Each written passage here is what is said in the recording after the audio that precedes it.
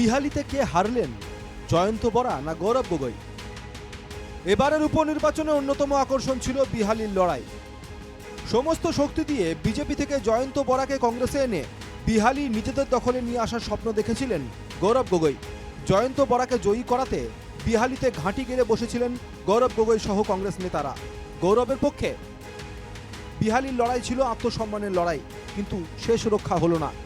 50,947টি vote পেলেন BJP প্রার্থী দিগন্ত ঘাটোয়াল। 41,896টি vote পেলেন কংগ্রেস প্রার্থী জয়ন্ত বরা। 9,051 ভোটে পরাজিত জয়ন্ত বরা। ফলাফল আনুষ্ঠানিক ঘোষণার পর বিজেপি প্রার্থী নেতাকর্মীদের মধ্যে আনন্দের ঢেউ। ক্ষণে ক্ষণে উঠল বিজেপি জিন্দাবাদ স্লোগান। জনগণের বিপুল উল্লাসের মধ্যে এগিয়ে এসে দিগন্ত ঘাটোয়াল বলেন, আমি আগতে কৈছিলো যে গৌৰৱ গগৈ বিহালীৰ ফেক্টৰ নহয় বুলি আমি আগতে কৈছিলো, গতিকে তেখেতৰ মেজিক আমাৰ বিহালীৰ কাম নকৰে, কাৰণ বিহালী নচলে। যোৰহাটত আমি আগতে কৈছো যে বিহালী সমষ্টি ৰাইজ সচেতন, তেখেতৰ উন্নয়নৰ লগত আছে, সুৰক্ষাৰ লগত আছে, মাননীয় হিমন্ত বিশ্ব শৰ্মাৰ লগত আছে, নৰেন্দ্ৰ মোদী ডাঙৰীয়াৰ লগত আছে। যেনেধৰণে উন্নয়নৰ কাম কাজ কৰিছে সেই বিশ্বাসটো ৰাইজৰ আছে, আৰু সেইকাৰণে ভোট দিছে। দিগন্ত ঘাটোয়ালের হয়ে গৌরবের বিরুদ্ধে লড়াইয়ে নামা সাংসদ রঞ্জিত দত্তের মুখেও হাসি। শেষ পর্যন্ত অভিযান সফল। বিহালি রঞ্জিত দত্তের দুর্গই হয়ে থাকলো। বিজয়ের গৌরব নিয়ে সাংবাদিকদের আরও একটি খবর দিলেন রঞ্জিত দত্ত। জয়ন্ত বরার নিজের পঞ্চায়েতেই ভোট বেশি পেয়েছেন দিগন্ত ঘাটোয়াল। জয়ন্ত বরার বুথেও বেশি ভোট পেয়েছেন দিগন্ত ঘাটোয়ালি। কংগ্ৰেছৰ প্ৰাৰ্থী জয়ন্ত বৰা ডাঙৰীয়া তেখেতৰ যিটো বুথ, এই বুথত আমি 26টা বুথত আমি বিজয়ী হৈছোঁ, আৰু তেওঁৰ যিটো পঞ্চায়ত আছে পঞ্চায়ততো আমি প্ৰায় 600 ভোটত আমি লিড হৈছোঁ। জয়ন্ত বৰাৰ পঞ্চায়ত আপোনালোকে জয় হৈছে? জয় হৈছে। গৌৰৱ গগৈ ডাঙৰীয়াই কি দাবী কৰিছে নাজানো মই, তেওঁ যে পুনৰাবৃত্তি হ'ব বুলি তেওঁ কৈছে, কিন্তু বিহালীবাসী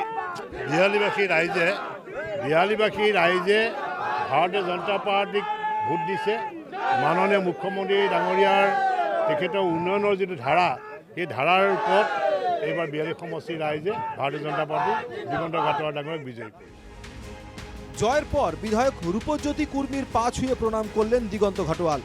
রূপজ্যোতির মন্তব্য, বিহালিতে গৌরব গগৈয়ের কোনো কাজ নেই।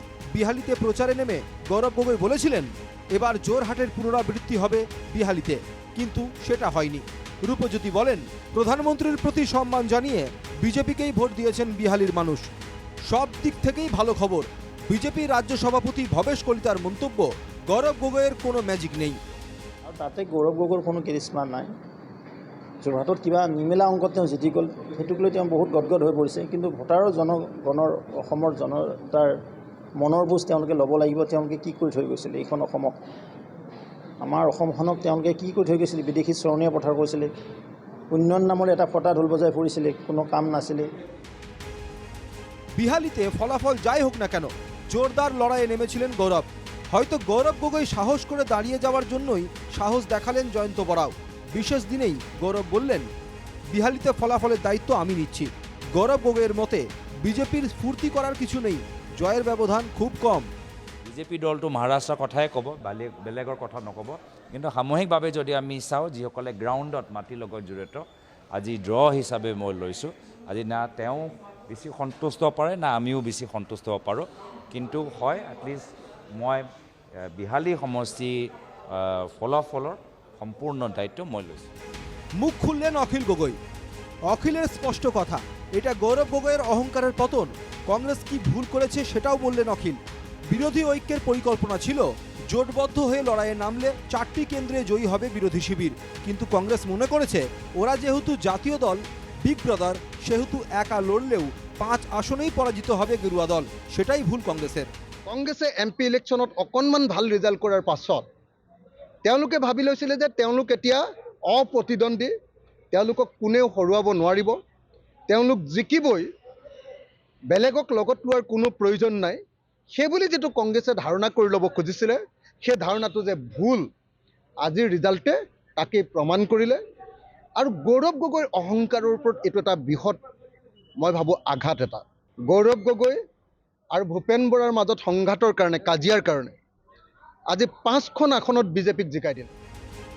যা হবার তা হয়েছে। কার ম্যাজিক সফল আর কার ম্যাজিক ব্যর্থ সেটা দেখলো রাজ্যের মানুষ। প্রার্থীরা এবং দলগুলিও ম্যাজিক দেখাতে চেয়েছিল। এখন বিজয়ীরা 1.5 বছর বিধায়ক হয়ে কি ম্যাজিক দেখান সেটাই সকলের দেখার। Bureau report, NKTV Bangla.